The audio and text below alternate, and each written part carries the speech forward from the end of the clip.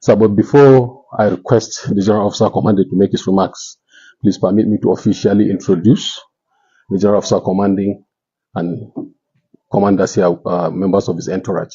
The General Officer Commanding is Major General E.F. Oilola. He assumed command on the 23rd of January this year as the General Officer Commanding 3 Division and Commander Operation Safe Haven. And since assumption of office, he has engaged several stakeholders. In fact, he followed local government by local government to engage stakeholders and meet the community members. And I'm certain by the time he comes to Just North, you'll have opportunity to rub minds and see how we can foster peace and security in beloved Plateau State. So please meet the General Officer Commanding and Commander Operation Safe Haven, Major General E.F. Oilola. Thank you, sir. So other members of his entourage are commanders and staff officers from 3 Division. Seated to the front of the General Officer Commanding is the Chief of Staff, Brigadier General A.U. Gomel. Yes, sir. Yes, sir. To the left of the General Officer Commanding is the Commander 3 Division Garrison, Brigadier General M.K. Sanda. Yes, sir. Next to him is the Commander Military Police, or as we call him, 3 Division Provost Group, Lieutenant Colonel F.N. Okafo. Next to him is the Commander 103 Division Equipment Support. That's the Commander Electrical and Mechanical Engineering, Brigadier General O.C. Omeni. Next is the Commander Sector 1, Navy Captain M.A. Fana. You already know this one. Yes, sir. Next is the Commander 43 Engineer Brigade, Brigadier General S.O. Sadiq. Yes, sir. Yes, sir. Next is the Division Training Officer, Brigadier General A. Aminu. Yes, sir. To my left is the Commander 3 Division Ordnance Services, Colonel O.J. Babatunde. Next to him is the Intelligence Officer 3 Division, or Commander 3 Military Intelligence Brigade, Colonel F.C. Osakwe. Next is the representative of the Commander 53 Signal Brigade, the Chief of Staff of the Brigade, Colonel S.C. Adeboyejo.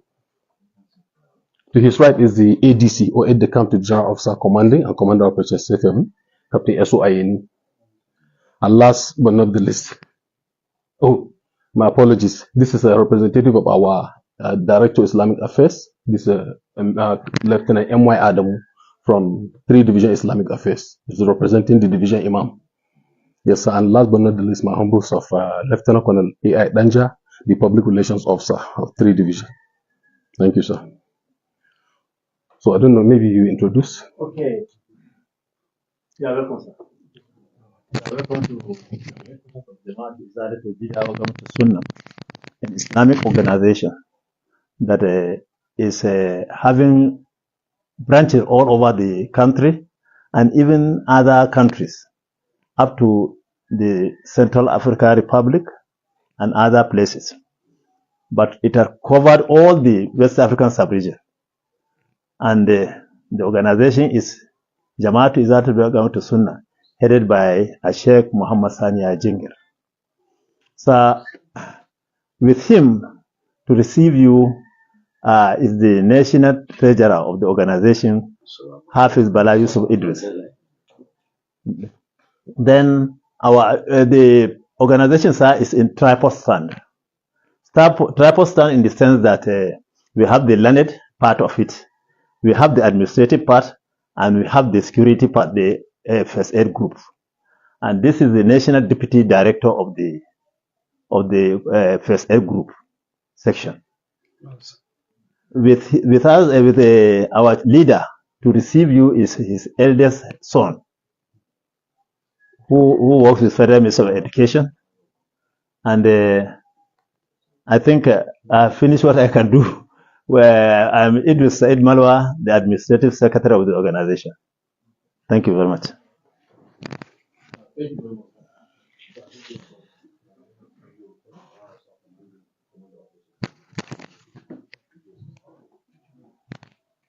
The chairman, Sheikh Jingir. No, don't worry. And members of your team, and members of the team from 3D.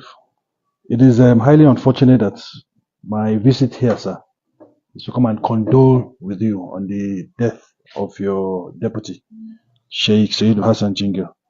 It's I would have preferred to have met you on much more pleasant occasion or circumstances, but hearing that you lost somebody so precious to you, I have no choice but to come and pay our condolences.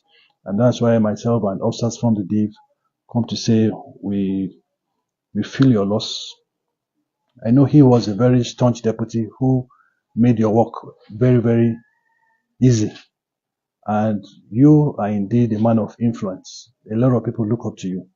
So I just want to come and extend our condolences and pray that may his gentle soul rest in peace. We cannot argue with God. He gives and he takes. And we pray that may Allah forgive his sins. At the same time too, I want to welcome you back from your very important trip for the meeting you went for in Saudi Arabia. We know how critical those kind of issues are and how special it is for you to be the only person to have been invited to attend those meetings. It shows the amount of recognition and influence you have within and outside the shores of the country. And I want to wish you well on that issue. Plateau State also is having a lot of challenges, having the peculiar, which you know much better, natives, indigenes, settlers, Fulanis, the religious crisis, so many things. And I also want to implore you, as a man of peace, to also keep on talking to all those Muslim faithfuls who look up to you, that peace is the only way that things can go. If we all live in peace, we can actually have a better life, things can develop, and we all worship the same God. But what we should look at is respect everybody's religion. At the end of the day, we all pray to live a good life and go to paradise. So there is no need for us to have all those terrible things, killing ourselves, having a vicious cycle of violence, but just to ensure that peace reigns and Plateau State is indeed peaceful once and for all. On this note, I want to condole you once again and thank you for receiving us. Thank you very much, sir. Yes,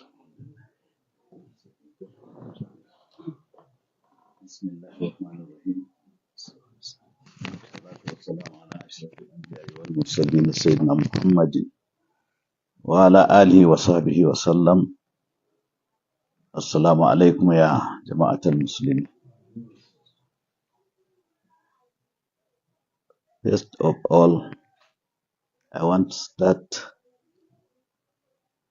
talk in English language. That is in order to understand that everything you uttered here, I heard it and understood what the mission is. In the name of Allah, the Beneficent, the Merciful, peace and blessing of Allah be upon His apostle, the seal of the prophets, Muhammad, the son of Abdullah, his family and his companions.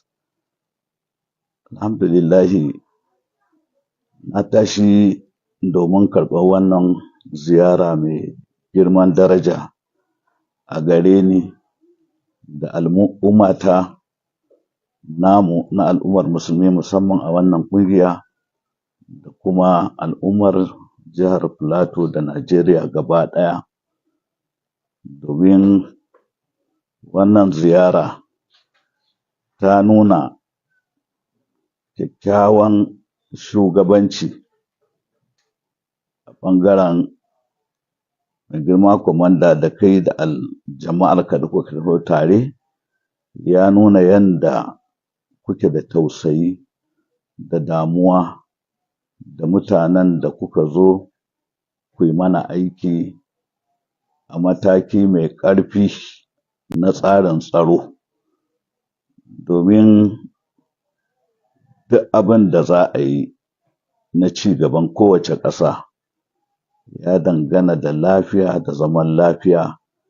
A nan za a iya gina ilimi, a nan za a iya gina tattalin arziki mai ma'ana, a nan kuma za a iya fahimtar juna.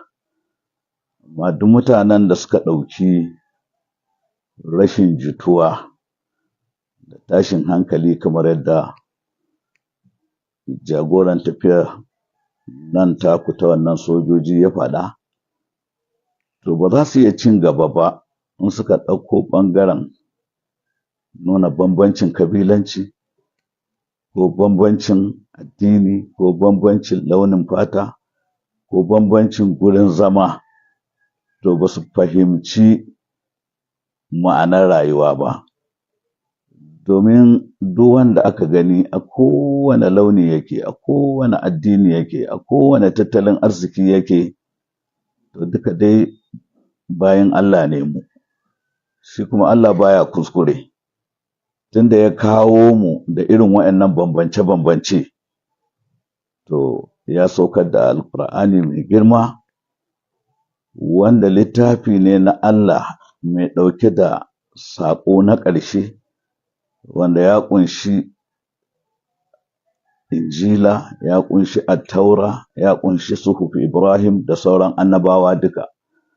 Duka annabawan da manzanni da suka zo, sun zo ne da koyar da mu san Ubangijinmu, Allah wanda ya yi mu don mu zauna lafiya, don mu ci gaba, don mu bi dokokinsa da ƙa'idodinsa, ya ba mu kyakkyawar rayuwa a duniya, ya sa mu gama da duniyar lafiya kuma ya shigar da mu aljanna gobe ranar tashi alƙiyama. Wannan ita ce addu'ar da muke yi.